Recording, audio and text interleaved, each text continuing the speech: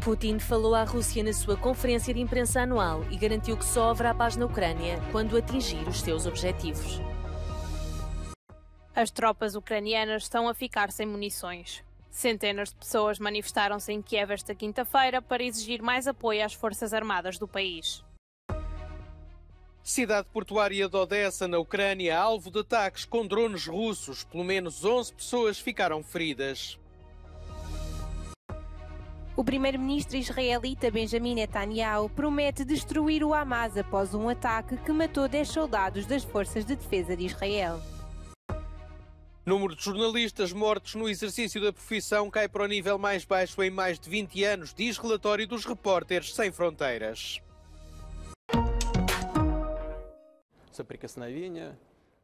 Não haverá paz sem a Rússia alcançar os seus objetivos de desnazificação e desmilitarização da Ucrânia. A garantia foi dada esta quinta-feira em conferência de imprensa pelo presidente russo. Durante 4 horas, Vladimir Putin respondeu a questões cuidadosamente selecionadas dos jornalistas e de cidadãos russos, que quiseram saber os planos do Kremlin para o conflito ucraniano. Putin revelou ainda que estão a lutar na Ucrânia 617 mil soldados. Мир будет тогда, когда мы достигнем своих целей, о которых вы сказали. Теперь вернемся к этим целям. Они не меняются. Вот я напомню, о чем мы тогда говорили. О денацификации Украины, о демилитаризации, о ее нейтральном статусе. Putin declarou que Kiev nada conseguiu com a contraofensiva e que as tropas russas melhoraram as suas posições na frente de batalha, que se prolonga agora ao longo de mais de 2.000 quilómetros. Sobre o conflito Israel-Hamas, disse tratar-se de uma catástrofe, mas assegurou que o nível de destruição na faixa de Gaza em nada se assemelha ao da Ucrânia. Na frente de batalha, o lado ucraniano tem poucas munições. O facto de o Congresso norte-americano estar a bloquear fundos para continuar a apoiar a Ucrânia é o maior desafio para o presidente dos Estados Unidos, Joe Biden. Mas, acima de tudo, para a Ucrânia, que enfrenta a diminuição do fornecimento de munições de artilharia e de defesa aérea. O envio do lado europeu também caiu drasticamente. No Donbass, um líder da unidade militar disse a uma estação francesa que no ano passado o exército ucraniano estava a receber 3 ou 4 vezes mais projéteis da União Europeia. Os soldados estão a preparar-se para uma guerra sem fim à vista num período de maior contenção. Mas não é apenas o apoio internacional que preocupa os ucranianos. Em Kiev, centenas de pessoas manifestaram-se na quinta-feira para exigir mais apoio às forças armadas do país. O povo ucraniano apela a que as autoridades de Kiev deem prioridade às despesas com o esforço de guerra no momento em que veem familiares e amigos a morrer na frente de batalha.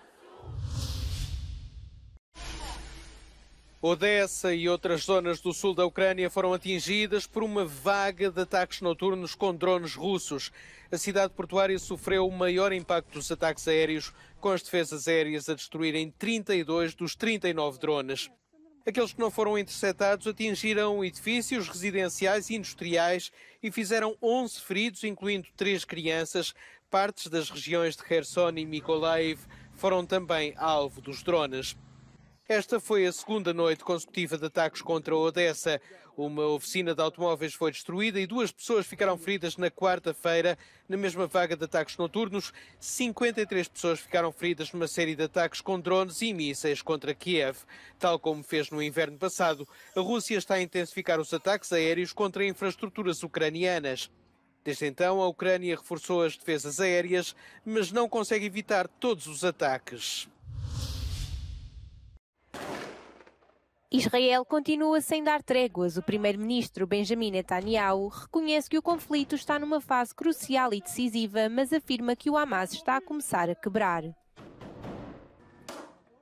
O líder israelita reforça a sua posição e diz que não vai ceder à pressão internacional depois de um ataque na zona residencial de Sigeia ter matado 10 militares das Forças de Defesa de Israel.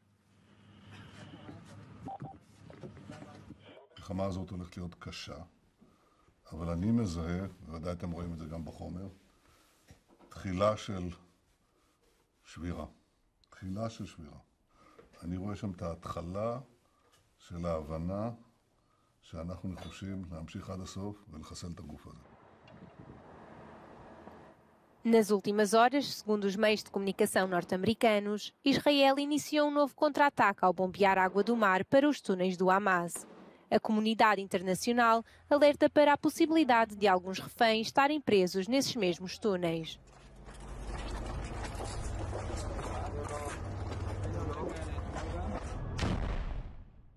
O início das chuvas torrenciais e das inundações nos campos de refugiados veio agravar ainda mais a crise humanitária.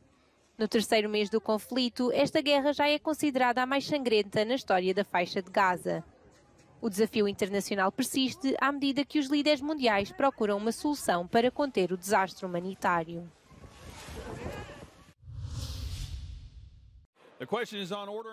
A Câmara dos Representantes dos Estados Unidos, controlada pelos republicanos, votou a favor da abertura de um inquérito formal de destituição do presidente Joe Biden. O presidente é acusado de suborno e corrupção na altura em que era vice-presidente. Alegadamente, terá beneficiado dos negócios do filho Hunter. No entanto, após quase um ano de investigação, não surgiram provas de que Joe Biden tenha atuado de forma corrupta ou aceitado subornos. Na semana passada, Hunter foi acusado criminalmente por infrações fiscais na Califórnia. O mundo parece estar mais seguro para os jornalistas, segundo as conclusões da principal ONG que monitoriza os perigos para esta profissão.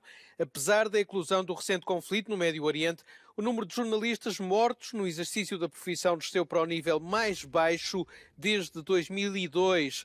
Segundo o relatório anual dos Repórteres Sem Fronteiras, 45 profissionais da comunicação social perderam a vida em 2023, menos 16 que o número registado no ano passado. Desses, 17 estavam a cobrir a guerra de Israel contra o Hamas. O relatório mostra que a taxa de vítimas se estabilizou nos últimos anos. Este declínio é explicado em grande parte pelo aumento da segurança dos jornalistas que trabalham na Síria e no Iraque desde 2013. Também se registrou uma grande queda nas mortes na América Latina, passando de 26 no ano passado para 6 este ano. No entanto, a região continua a ser perigosa com ataques armados e raptos, uma ameaça constante em alguns países, como no México.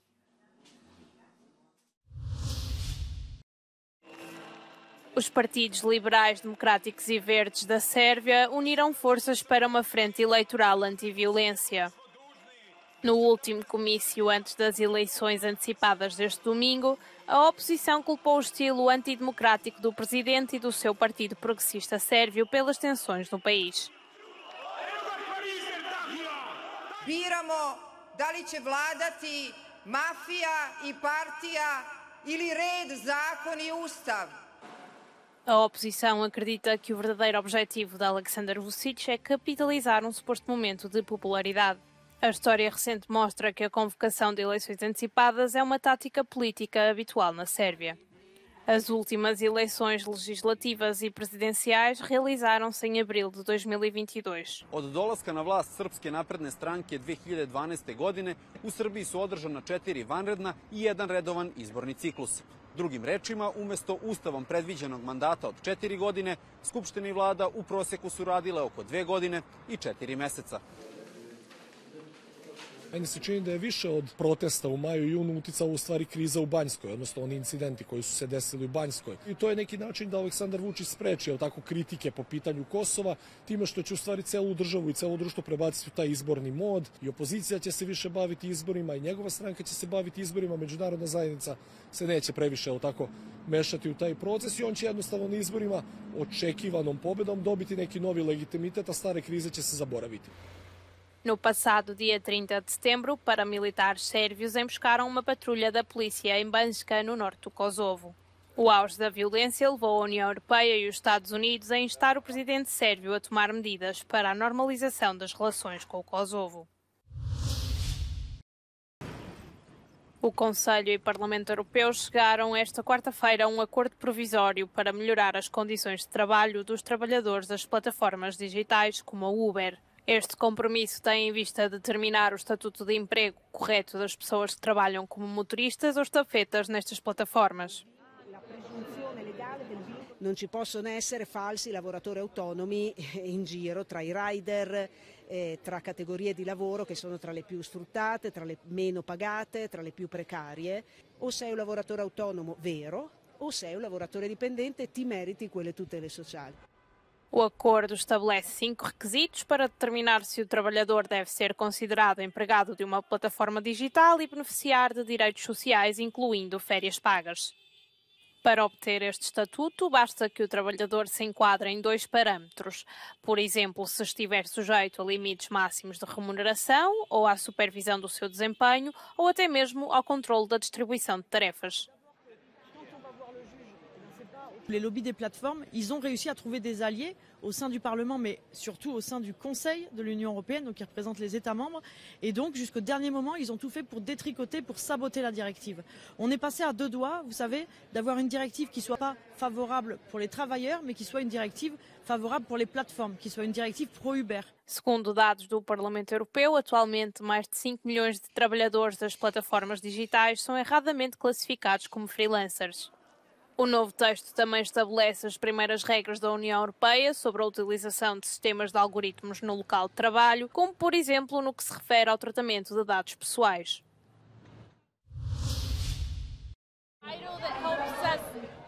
O Festival de Cannes vai estender a passadeira cor-de-rosa a Greta Gerwig.